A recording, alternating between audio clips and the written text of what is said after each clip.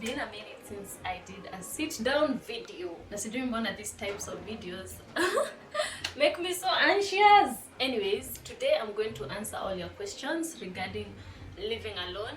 I had that question tag on my IG stories where I was asking you to ask me any questions, or yeah, tell me anything, ask me anything about living alone.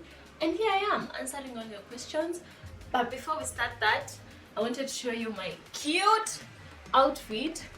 This top will be up on my shop if you want to shop. It's one of my custom made pieces. And then this hair is a gift from my sister, so I'm gonna try to get questions on that. And then my jewelry is from Bosch Drip. It's the Drakari set. I've just worn it without the dragon. Let's get started. Let me find the questions. Niko nervous na ninashangaa mtu enda wapi kuona questions uliulizwa. Why am I so nervous?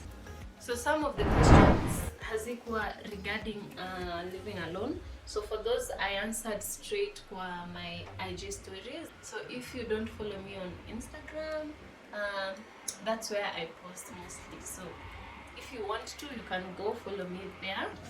So Wanderlust_her asked, how much did you save before moving out?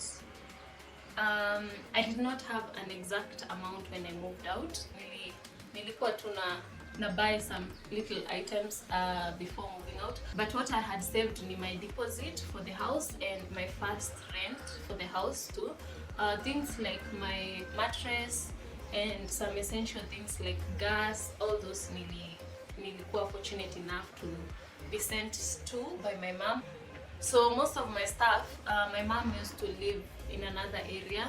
So when she moved from that area due to her job and moved back to our home place, she had some extra stuff. So hizo ndizo mostly aliniletea, and I did not have to buy as much. Vitu kama my desk, I got it from my sister. So the essential things ni from my family members, but kenye nilikuwa nayo in terms of cash, it's only my deposit and my rent. Yeah, sikuwa na a lot of cash.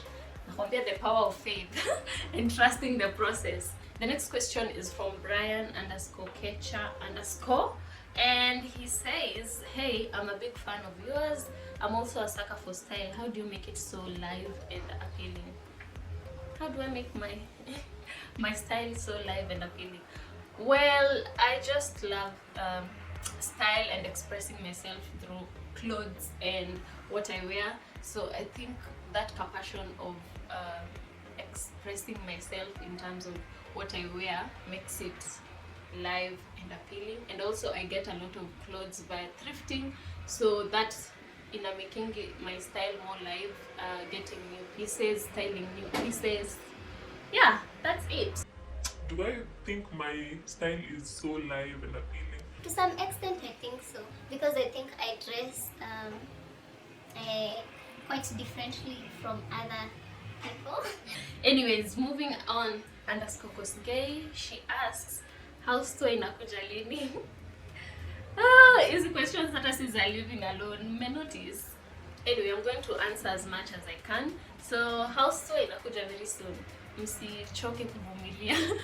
I promise I'm going to make one very soon. Ni vile I always feel like I need to do something else before giving you guys the house tour. I have to add a thing, and maybe sijabai bado, but sidhani nitawai as in maliza kufurnish the house. So I think very soon we'll be getting a house tour.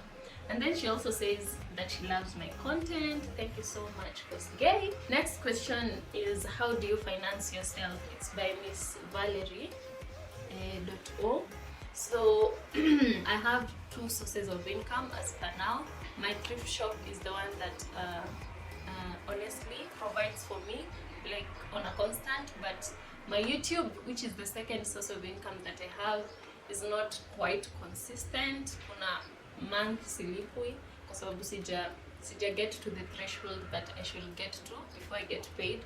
So I don't rely much on YouTube. I'm trying to make YouTube equal like constant pay for me, but it's a bit hard kwa sababu deviate a lot, so at least for career to thrift, hata kama huwa ina deviate pia, I usually get like a constant constant as in I get a certain amount of money each time I post. Yeah, and I'm truly grateful for that, as in whenever I post I get at least one item in a sale. And then since it's like a freelance job, the two that I'm doing at the moment, the little earnings that I have I usually save sana sana kwa sababu I'm not sure my pay when I'll get like a good pay that will pay my rent and provide for food. But then another thing that I have come to realize, people assume that I get help for my rent and my food stuff. So I wanted to clarify that and say no, I usually pay rent myself and sustain my life in general. So yeah, I provide for myself. I don't know if I've answered that question, but those are the two ways that I finance myself: my shop and also YouTube. But YouTube is not a constant. Olwanden, I'm totally butchering this name. Olwande Nobat asks, what are the challenges that you get you face staying alone? I face a couple of challenges living alone, if I'm being honest. One of them is sometimes you get lonely because uko peke yako in this small tiny space. Another challenge is, sijui kama hiyo ni challenge, but sometimes unapika food, tuseme ugali haishi, so inabidi uikule tena sapa na ulikuwa umekula lunch, na maybe sapa haujisikii kula ugali, unajisikia kula rice, but hautaki food iende waste. But for that you can buy a fridge. I'm also grateful that I now have a fridge, kwa sababu previously it was a challenge for me kwa sababu sitaki kutupa food. At the same time sijui kupika food ati kidogo yangu pekee ya one meal. Another challenge is like allocating hizo resources zenye unapata ama the finances that you're getting to different activities na keeping to your budget. That's quite a challenge, especially groceries. Sijui mbona I usually go over budget when it comes to, not groceries actually, shopping in general, shopping for the house. Maybe vitu kama sabuni, easy essentials too. Sometimes na budget here, maybe this month it will be 4,000, but najipata nimeenda over budget. So that's another challenge when you're living alone, like budgeting your month, like your finances, whatever you're earning. And Mercy Blessing says, your plants, exclamation mark. Please do a video about them, like how you maintain them and share tips. I guess I've done a video about that. If not, I think I have been filming some segments in my living alone vlogs of how I take care of my plants. First tip is, do not overwater your plants. Most plants die fast due to overwater. So if you want to know if your plant needs some watering, una dip your finger like 1 inch into the soil and you plant here your plant, and then kama maji bado iko, yani the soil is not dry, maybe you shouldn't water your plant. We give it some time for the soil to dry. Also kuna vile utajua your plant needs water, kuna vile matawi zinakanga tu zinaenda kukufa. Another thing is spraying your plants. I usually spray my plants with some Omo. Actually in the kanini spray bottle natumianga, ukiangalia there is Omo inside there. So nekanga Omo na maji and then I spray kwa my plants. Another tip is, maybe you could fertilize your plants ama change the soil. Kama soil yako imekaa like more than 1 year, you should change that soil kwa plant yako. That reminds me, I should do that to my pothos. What else? I think those are the top 3 that come to mind when I think about taking care of my plants. Did you mentally prepare your parents when moving out? And what was their reaction? I did not prepare my mom. When I decided to move out, this is November, I remember nilienda home. I was living with my sister. By the way, I lived with my sister for 1 year. After finishing school, sikuenda home. I came to Nairobi and lived with her for close to around 10 months, 9 months. But then if you hear noises, there's a lot of construction going on. Vile niliamua ku move out, nilienda home. I told my mom, hata sikuwa nimemwambia prior to me going home that I want to move out. I just went home with the intention of telling her that I want to move out, that I want to be on my own, in my own space. And the reception was mind-blowing, if that's the correct term to say, because I was not expecting her to take it that nicely. And I think that was so nice of my mom. Kitu yenye ilikuwa inafanya nimwambie ni juu nilikuwa naona maybe nitashindwa kulipa rent at some point. So I wanted her to know that if I move out na nishindwa kulipa rent, ni yeye ana come through for me. After kumwambia hivyo akaniambia sawa.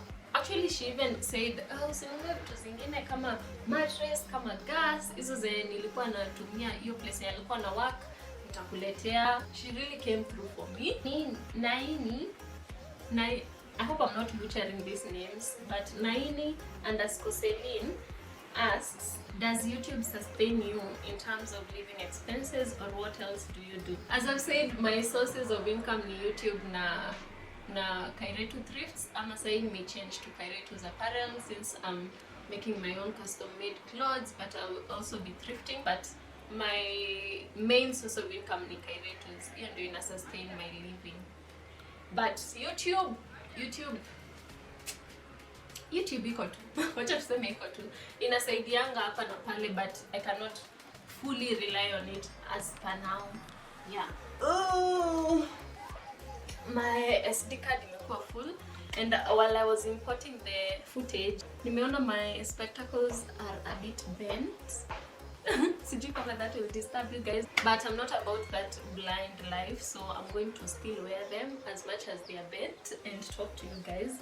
So moving on to the next question, it's by myseller.ke, and she asks, how do you cope when, say, your business hasn't done well and you have to pay your bills? Oh, this is quite tricky. Being self-employed can be quite tricky. So what I do is I usually post every week on Sundays 7 p.m. kwa my shop. So each time I post, I usually pay myself first. That is something that I've learned from the books that I've been reading, aka Poor Dad, Rich Dad. So when I post and maybe I make, let's say, 5k that day, I usually pay myself 2k, and your 2k I usually tuck it away and add it kwa my savings, so that ile month yenye itanipata yenye sina cash ya kulipa maybe bills zangu nayo, I can like remove from that. So the amount that I pay myself goes to my savings, and then that one will help in case my bills zikwe overwhelming na sina do enough ya kupay my bills. So niki earn, let's say that 5k, 2k ikitakiwa in, the other 3k goes to my budget. So I have a budget every month. I'll probably show it to you. Month tuseme ya November, I have my rent, I have groceries. So budget nimeandika like my rent, my groceries, tuseme beauty, tuseme enjoyment, kwa sababu enjoyment ni lazima. So I usually have like a certain amount nimejiwekea hapo kwa hiyo month. Kwa hiyo 5k bado yenye nili earn from that week, 2k nikatak away, the 3k can go to maybe groceries for that month kama budget ilikuwa 3k, and so I use that 3k kwa my groceries. Ama let's say nime make 2k kwa that weekly post that I do kwa my shop. Hiyo 2k inaendanga straight to my savings. Alafu sasa zikipile up, hiyo 2k ikipile up ikuwe pesa mzuri, I usually invest it into something, but pia niko na a constant amount that has to stay there for just in case I'm not able to pay my rent. So that is how I finance. And nimeanza hiyo swali vizuri kweli. Ameuliza like how I cope with business not doing well. So I think partly that's what I do, to have some amount of money tucked away for just in case. So siuko afraid too much when I don't make like my target. Since kuna days I only make 1,000, so you 1,000 itaenda kwa your savings until I get up to 2,000 yo. I fill up your 2,000. I don't know if I'm making sense, but the idea is to have some money tucked away for just in case. Yeah. Another thing I do is budgeting. That helps a lot. It helps you like know where your money will be going for that month, so that usi waste it away on some other things that you don't really need. So after nimejilipa the amount that I have, the first thing obviously is rent. The second thing is groceries. Like I have like a list of what is essential to me, so I pay that first before I niende go on my enjoyments. Yeah, that's how I cope with when my business has not done well. And these are many times, yet it does well all the time. It's just like a gamble, you know. So some days to go huku juu, some days to go huku chini, but knowing that I have money somewhere, like that helps a lot. You answer me. But it's nice sharing like what to do. And whether if you are also self-employed, I'm also employed, you can just tell us for comments vile you cope with maybe salary yako vile unaigawanyishanga. It's free to help. We are learning, all of us. Next question is, where did you have your ladder shelf made? I love your energy, baby. Nothing but love. Thank you. So my ladder, I got it from a random fundi. Nilienda na picha ya Pinterest because I actually live on Pinterest. So I went with the design. I showed it to him. Alijaribu, wacha tuseme. It's nice. It's actually really nice. It was mostly for housing my plants, my decor, and also my clothes. Where I got it from is from a random fundi, but all the details about the fundi and about the ladder will be up on my next bed sitter transformation, the house tour. So be sure to be checking my videos for that video. Is it fun to live alone? Liwazo asked this. When? Liwazo nikuuliza. Liwazo nikuuliza. It's fun. It's really fun for me. Personally, I'm a person who likes a quiet environment, so I don't mind being alone. Also, bringing somebody over and doing what you want to do with the person, that's also freedom, and I think freedom is fun. But though I've never lived alone, campus life yangu yote I lived with roommates. I used to live kwa hostel. Oh, and I got a question by the way of how it was like living alone. Living alone in campus and living alone right now, because the person thought that I used to live alone nikiwa campus. All my 4 years nimekuwa na roommate, nimekuwa nikiishi hostel, and I promised kwa IG I would answer why I chose that. And the reason why I chose to live kwa hostel ni kwa sababu shule yenye nilikuwa Egerton University, classes zilikuwa kama afya center, alafu hostels za nje zilikuwa kama Towers. You see that distance? I'm trying to approximate. Yeah, it was far. Ukiingia na taxi ilikuwa around 30 bob from Bihi Towers to Afya Center where the classes were. So nikaona that will be a hassle for me kukuwa nalipa 30 bob all the way nikilive alone, na hapo hata sija count cost ya rent. So obviously kuishi nje it was a bit expensive, rent and food. Hostels ilikuwa cheap, around 5,500. That's cheap, and ni per semester, si ati per month. And food uko ndani ya shule was cheap though. Mimi nilikuwa napika chakula yangu, though it was illegal, but tulikuwa tunapika chakula yetu kwa sababu food uko it was not all that good. So yeah, that's the reason why I chose the distance and the cost. And also nilikuwa na classes at 7 at times, so I can't imagine nikuwe naamka 7 kwenda classes from Bihi Towers to Afya Center kutembea. Hapana, ndio ni save your 30 bob. Mimi najijua ningekuwa natembea ndio ni save your 30 bob. But sasa naona by the time naamka najitayarisha ningekuwa na miss classes zote za 7. Alafu I will end up not graduating. That one was not bringing for me. Najua mta comment mambo na bringing. That one was not bringing. Iko inaleta. Reasons why I decided to live alone. I have a lot of reasons why I decided to live alone. But first of all, I wanted to experience living alone. Simesikia, I had never lived alone. The second reason is I wanted a space to grow my business. Kwa sababu living with my sister, nilikuwa feel ni kama nachukua so much of her space. And then I know I met get questions why I did not decide to live with my mom home. But then again, nilikuwa naangalia naona surely my mom lives in Embu, so I was thinking, is my business going to thrive huku kweli? Sikuwa naona how my business will thrive huko home. Another thing is that I wanted to furnish my place, like decorate my place according to my style. Living with other people, hata ungeweza kudecorate your space the way you wanted to. Nakumbuka kwanza campus, my space, if you ever came to my room, ungepata like drawings na butterflies kwa wall. Hata sijui kiaje sikulipishwa hiyo wall. I used to draw. I love beautiful things. So the idea of decorating my place, the idea of getting plants, like right now I'm looking at my house and I really love like how I have decorated it. The next question is, did your guardian or your parent have a problem with you moving out?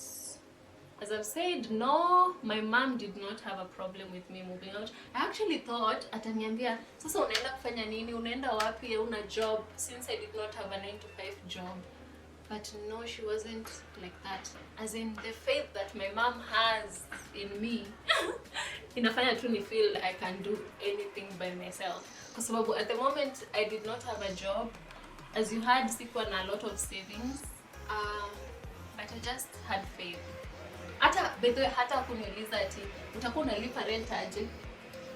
Utakuwa unakula nini? No. She just told me, is this what you want? Okay.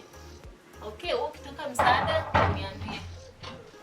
Ukitaka msaada acha nifunge mlango. It's quite disturbing.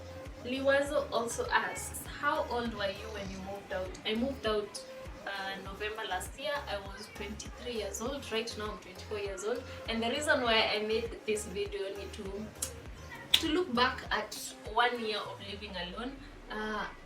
At the end of the video, I'll have a segment of looking at my previous videos, my earlier on videos, and just to see where I have come from. Because where tumetoka mbali, wase.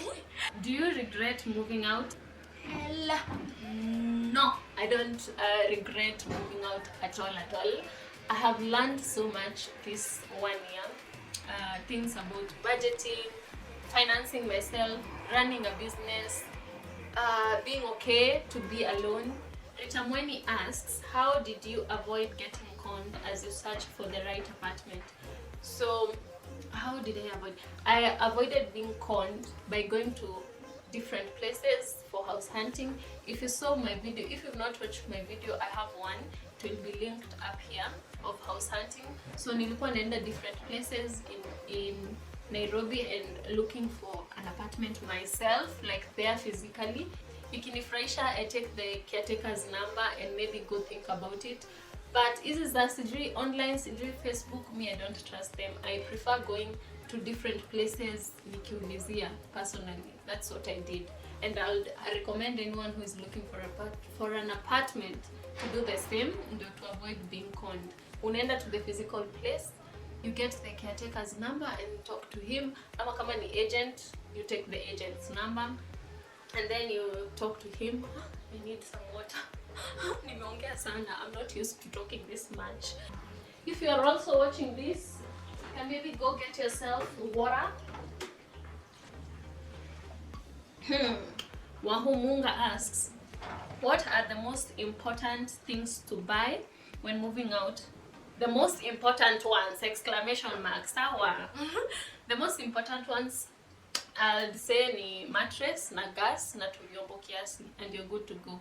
Hizo ndizo nilianza nazo. We will watch my first videos and we'll see. Nilikuwa nalala chini, but I'd also recommend you to get a bed as soon as you can, kwa sababu ukilala chini kwa floor, you might get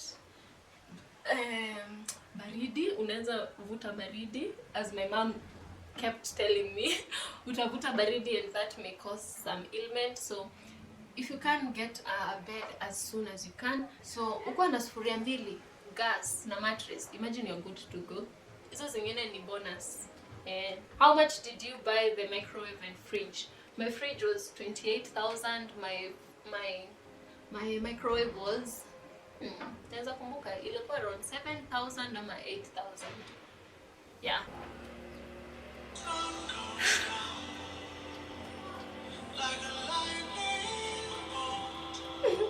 By the way, I moved out from the house that I initially was in, the one that is in this video.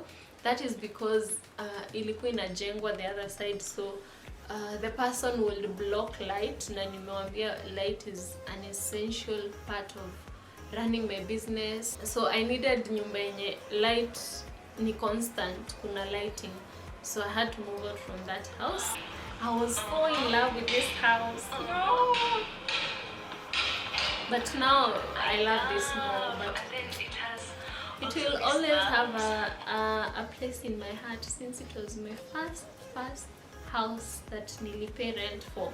This times nilikuwa na record video refu.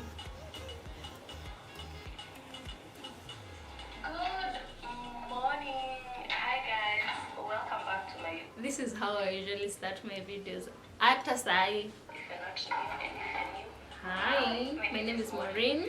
So on this week's video, I decided to do a vlog of what it's like living alone. Get on with the day. Oh my god. Plant yangu ni chafu. Like a to-do list. I still do write to-do list up to now. What I'll be doing today, on Wednesday, on Thursday, Friday, like that. It keeps me grounded and I like following up a to-do list. So yeah, that's actually what I'm doing. a notebook ilija. I had to get another notebook because I write a lot. As I eat my breakfast. Brown bread, of course. Mmeona bed, mmeona mattress. Okay, I was sleeping down there.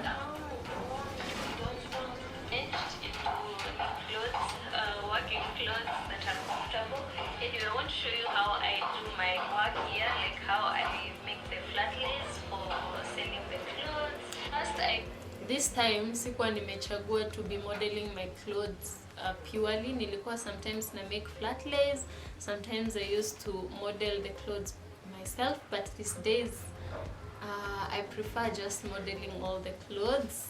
And then you have to like lay your outfits well, like what will go well with what. Like this t-shirt, I think it goes well with the shorts because the lining of the shirt is yellow and the shoes are black and the belt is black. So you have to, excuse me, you have to like arrange them in a way that you think it will look good. Yes, if I can go back and talk to this girl from 1 year ago, I would say I'm so freaking proud of you. Wow. Watu wengi wa acknowledging how far they have come, but for me, I'm honestly proud of how I've worked to get here. Seen a lot to present, but mentally, financially, I have learned a lot, and I think that's what counts. Growth na pia learning how to improve yourself on a daily, and my business has grown immensely. I guess hapa nilikuwa na around 500 followers ama 600 followers, because hapa nilikuwa najua lazima ni work hard ndio ni parent, like I was on my own now. Before living alone, I was just working to get some money, nisishinde nikiomba my mom or my sister some money to go out with my friends. But here nilikuwa najua I have to work my ass off, so I used to work really hard. I still do. I had one curtain for one window. I think nitawatch after this video because I feel like it's already long, so nitawatch without filming this. But I want to take this moment and just tell you guys thank you so much if you've been with me from hizo enzi za kitambo wakati tulikuwa tuna curtain moja kwa window moja and sleeping kwa floor. I want to say thank you so much for sticking around, and also kama tulipatania kwa njia na ukapenda content yangu and subscribe, thank you so much. And also if you're just starting out, I'll give you this one advice, to just trust the process and you will grow and you will glow afterwards. just give it some time, pray, manifest things, and go out of your way to get whatever you think you deserve. Like, work for that shit because you deserve it. And yeah, I think that's it for this video. I hope you enjoyed it. If you like these sit down videos where tunaongea, you can comment down below the next topic you want us to talk about, and I'll film that and we will discuss that. And yeah, that's it for the video. Thank you so much for watching. If you haven't already, kindly subscribe by hitting the red subscribe button. It will really help, and I'll see you guys in the next one. Thank you so much for watching. Bye bye.